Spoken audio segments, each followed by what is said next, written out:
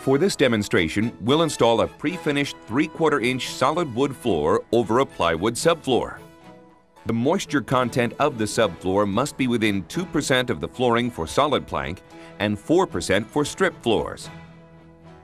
When working with pre-finished floors, always take care to protect the finish. Prepare all tools and cutting surfaces away from the job and cover all surfaces and edges with duct tape to avoid scratching the finish. Begin your nail-down installation by covering the wood subfloor with 15-pound asphalt felt building paper. This helps keep out dust, retards moisture, and helps prevent squeaks as the floor ages. Overlap the seams 2 to 4 inches.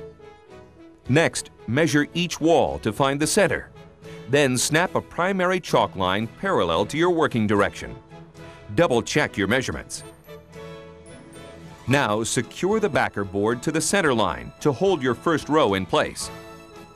Leaving about 6 inches of working space, lay out the boards end to end in a staggered pattern across the room. Start the first run with the groove side facing the backer board. Offset end joints at least 6 inches between adjacent rows and avoid H patterns. When racking your room out, you want to be sure the boards that are at the end, you either want to have enough room left over on the board to use it on your other end as a starter board, or you want it to be a small enough piece, 1 or 2 inches, where it's not a lot of waste. If you're overlapping 4 or 5 inches every time, that can accumulate to a lot of waste. When you mark your boards, you want to turn around opposite of the way you were racking.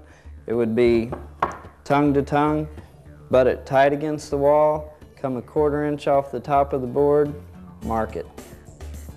Blind nailers and staplers come in a variety of sizes. Be sure to use the right nailer or stapler for the job. Also, different manufacturers often recommend different fasteners. Once again, refer to the manufacturer's installation instructions.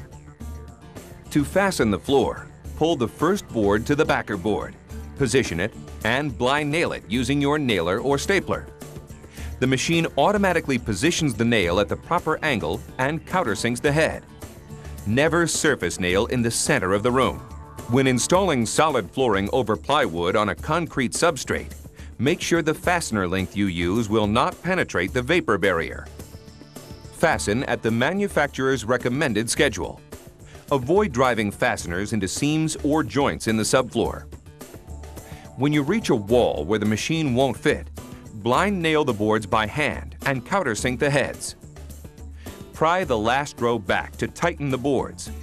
Leave a 3/4 inch expansion space. Then drill and surface nail the boards to secure them. Now, pull up your backer board and reverse direction using slip tongue. Glue the tongue into position on the first board and blind nail it with your machine. Rack out the other side of the floor and complete the installation.